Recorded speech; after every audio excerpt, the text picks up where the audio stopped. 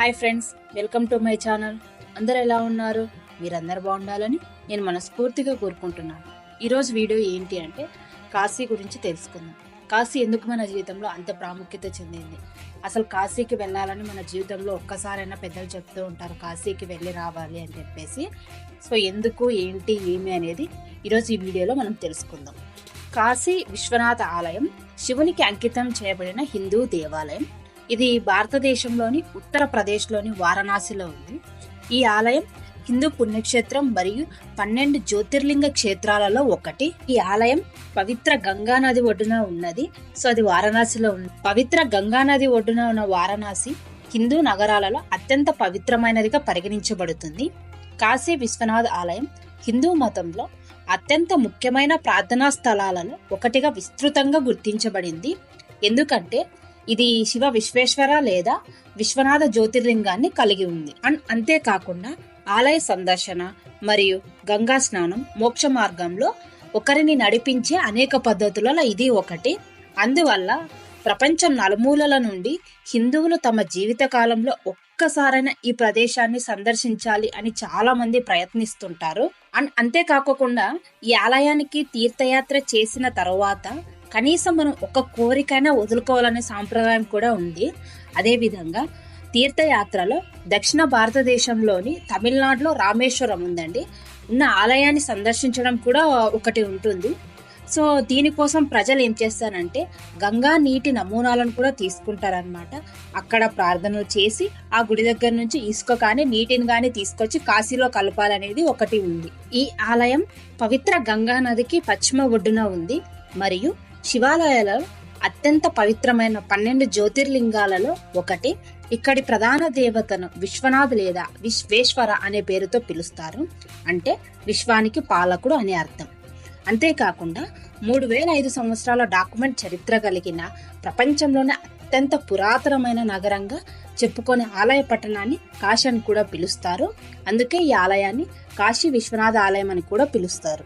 అంతేకాకుండా ఈ నగరం నడిబొడ్డున శివుడు, విశ్వేశ్వరుడు లేదా విశ్వనాథుని జ్యోతిర్లింగాన్ని ప్రతిష్ఠించిన కాశీ విశ్వనాథ ఆలయం దాని పూర్తి మహిమతో ఉంది.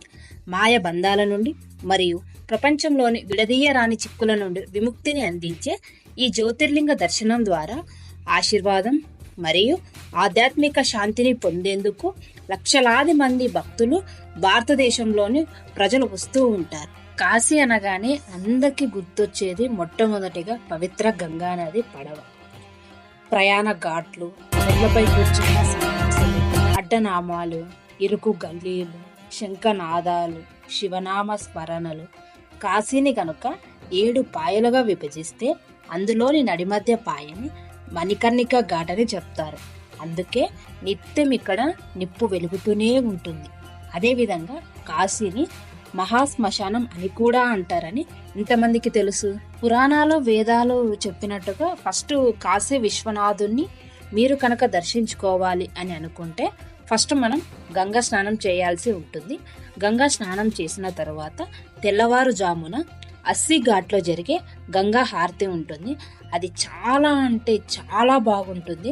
అది చూసుకోవాలి. తర్వాత 80 ఘాట్లోనే మనకు మిగతావన్నీ ఉంటాయి. ఇందాక చెప్పా కదా 80 ఘాట్లో చాలా ప్రోగ్రామ్స్ ఉంటాయి అని. అవి ఏవేమంటే మ్యూజిక్ ఉంటుంది, యోగా ఉంటాయి, అలా అన్ని చేయిస్తూనే ఉంటారు. నెక్స్ట్ మనం 80 ఘాట్లోనే గంగా హారతి చూసుకొని నెక్స్ట్ కాలభైరవ దర్శనానికి వెళ్ళిపోవచ్చు.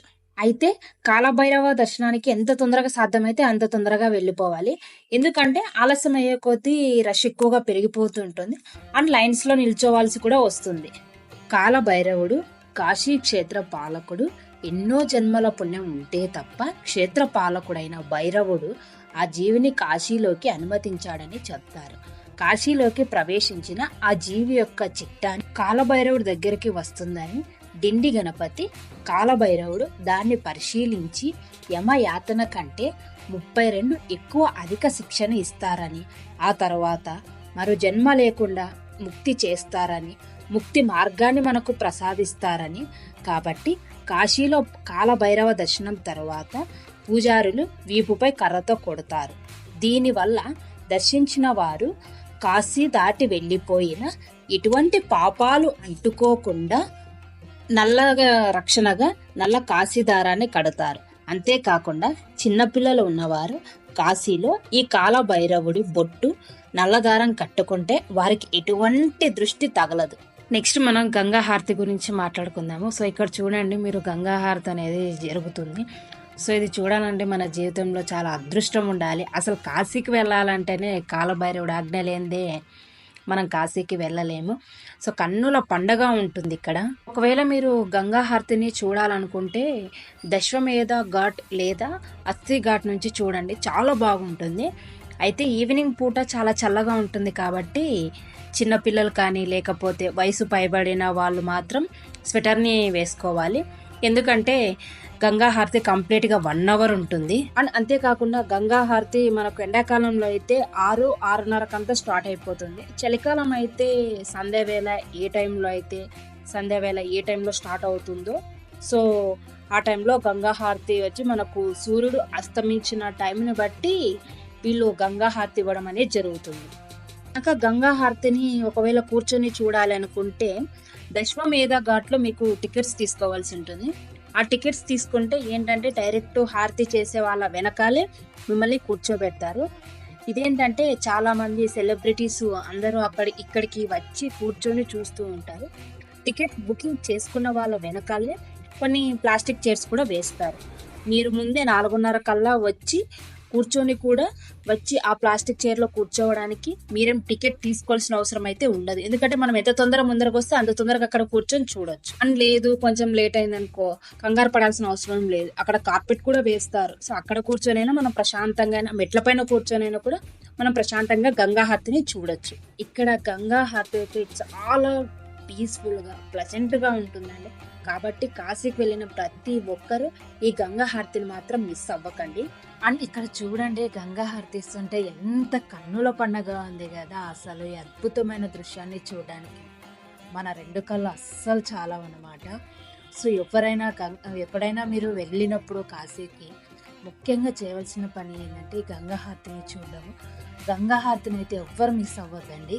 ఈ గంగా హారతిని చూస్తున్నప్పుడు నాకైతే చాలా ప్లెజెంట్గా, పీస్ ఆఫ్ మైండ్గా ఉందండి. అదొక మర్చిపోలేని అనుభూతి. అందుకే చాలా మంది కాశీకి వెళ్ళిన వారిని ఈ నల్లదారం తీసుకురమ్మని చెప్తూ ఉంటారు. శివుడు ఆజ్ఞ లేనిదే చీమైతే కుట్టదు అంటారు కదా, ఎంత నిజము. కాలభైరవుడి అనుమతి లేనిదే కాశీలో అడుగు పెట్టారన్నమాట కూడా అంతే నిజం. అందుకే అంటారు, కాశీ యాత్ర చేయాలని మనసులో అనుకుంటే స్వామి దర్శన భాగ్యం ఇవ్వమని కాలభైరవుడిని కోరుకోవాలట. అంతేకాకుండా దర్శనం అయిపోయిన తర్వాత స్వామి మళ్ళీ పునర్జన్మ భాగ్యం కలిగించు అని కూడా మనం కాలభైరవుని అడగాలి. ఇక్కడ ఇంకొక ముఖ్య ఆలయం ఏది అంటే మృత్యుంజయ మహాదేవుని ఆలయం. ఈ ఆలయాన్ని మనం దర్శించుకున్నట్టయితే దీర్ఘకాలిక వ్యాధులు, అపమృత్యు దోషాలు పోతాయని చెప్తారు. సో మీరు కూడా కాలభైరవుని దర్శించుకోవడానికి వచ్చినప్పుడు కంపల్సరిగా ఇక్కడికి వచ్చి ఈ ఆలయంలో దర్శించుకోవడమే కాకుండా అందులోని మనకు పక్కనే ధనవంతరి కూపం అని ఒకటి ఉంటుందన్నమాట. అది కూపము అంటే బావి. ఈ బావిలోని నీళ్లు తాగితే సకల పుణ్య నదుల నీటిని తాగినట్లుగా చెప్తారు. అంతేకాకుండా అపమృత్యు దోషాల నుంచి కూడా అది కాపాడుతుందని చెప్తూ ఉంటారు. ఈ వారణాసి 7 మోక్ష ద్వారాలలో ఒకటి, 12 జ్యోతిర్లింగాలలో 9వది, 14వ భువన భాండాలలో విశేషమైనది. ఈ ప్రపంచానికి ఆధ్యాత్మిక రాజధాని, సంస్కృతియ నగరం, స్వయంభూ లింగంగా సాక్షాత్తు ఈ భూతనాథుడే తన కోసం నిర్మించుకున్న ప్రత్యేక నగరం కాశీ విశ్వనాథ ఆలయాన్ని 3 భాగాలుగా ఉంటుంది. మొదటిది దానిపైన శిఖరం, 2వ దానిపైన బంగారు గోపురం, 3వ దానిపైన జెండా త్రిశూలం కూడిన బంగారు శిఖరం ఉంటుంది. అయితే నిజంగా భక్తుడు మనస్ఫూర్తిగా ఈ 3ంటిని చూసి ఏదైనా కోరిక కోరుకుంటే అది తప్పకుండా తీరుతుంది అని ఇక్కడ ఉన్నవారు చెప్తూ ఉంటారు. ఇక్కడ కాశీ పట్టణ గ్రామ దేవత క్షేత్ర పాలకురాలైన బారాహి మాత రాత్రిపూట అమ్మవారు ఈ కాశీపట్నం మొత్తం తిరిగి ఇక్కడున్న వారిని కాపాడుతూ ఉంటుందని చెప్తారు. అంతేకాకుండా తెల్లవారుతుంటే సూర్యోదయం వేళ అమ్మవారు తిరిగి తన స్థానానికి వచ్చి నిద్రపోతుందని చెప్తారు. అమ్మవారు ఉగ్ర స్వరూపులు కాబట్టి పూజారులు కూడా అమ్మవారు ఎదురుగా నిలుచోరని అలంకరణ పూజ చేసిన వెంబడే త్వరగా తలుపులు మూసివేస్తారు. ఇక్కడ చూడండి, బోట్ రైడ్ ని దశవమేఘ ఘాట్ నుండి చూస్తూ ఉంటారు. అయితే మీరు ఏ ఘాట్లో నుండి అయినా సరే బోట్ రైడ్ ని చేయొచ్చు. అయితే బోట్ రైడ్ మీరు ఎక్కడ స్టార్ట్ చేశారో మళ్ళీ వాళ్ళు తిరిగి అక్కడికే వచ్చి ఆపుతారు. లేదంటే మీరు ఇంకెక్కడైనా ఆపమన్నా కూడా, ఏదైనా ఘాటు దగ్గర ఆపమన్నా కూడా వాళ్ళు ఆపుతారు. సో మనం బోటింగ్ ప్రైజెస్ ఎలా ఉంటాయి ఏంటి అనేది నేను మీకు చెప్తాను. బోటు 100 నుంచి 1000 దాకా ఉంటుంది. ఇక్కడ మీరు చూస్తున్నదైతే బోట్ రైడ్ అండి. బోట్ రైడ్ ని దశవమేఘ ఘాట్ నుండి చూస్తూ ఉంటారు. అయితే మీరు ఏ ఘాట్ల నుండి అయినా సరే బోట్ రైడ్ ని చేయొచ్చు. అయితే బోట్ రైడ్ ని మీరు ఎక్కడైతే స్టార్ట్ చేశారో మళ్ళీ వాళ్ళు తిరిగి అక్కడికే వచ్చి ఆపుతారు. లేదంటే మీరు ఇంకెక్కడైనా ఆపమన్నా కూడా, ఏదైనా ఘాటు దగ్గర ఆపమన్నా కూడా వాళ్ళు ఆపుతారు అనమాట. సో బోట్ ప్రైజింగ్ వచ్చేసి ఎలా ఉంటాయంటే 100 రూపీస్ నుంచి 1000 వరకు ఉంటాయి అనమాట. 100 రూపీస్ వచ్చేసి చాలా ఫుల్ రష్గా ఉంటుంది. ఆ బోటు ఒకవేళ మీరు ఒక్కళ్ళే వచ్చి అలా గంగాను తిరగాలి, గంగాలోని అన్ని ఘాట్లు చూడాలనుకుంటే ఓకే. అండ్ అంతేకాకుండా 100 రూపీస్ ప్రైస్లో చైర్ బోట్స్ కూడా ఉంటాయండి. అవి ఏంటంటే పొద్దున పూట మాత్రమే తిప్పుతారు, సాయంకాలం పూట తిప్పరు అనమాట. జస్ట్ గంగా హారతిని చూడడానికి మాత్రమే వాడుతూ ఉంటారు. చాలా మంది 100 రూపాయలు ఇచ్చి ఆ చైర్ బోర్డ్లో కూర్చొని గంగా హారతిని చూస్తూ ఉంటారు. ఒకవేళ మనం ఫ్యామిలీతో వెళ్ళామనుకోండి, 1000 రూపాయలు అయితే సరిపోతుంది అనమాట.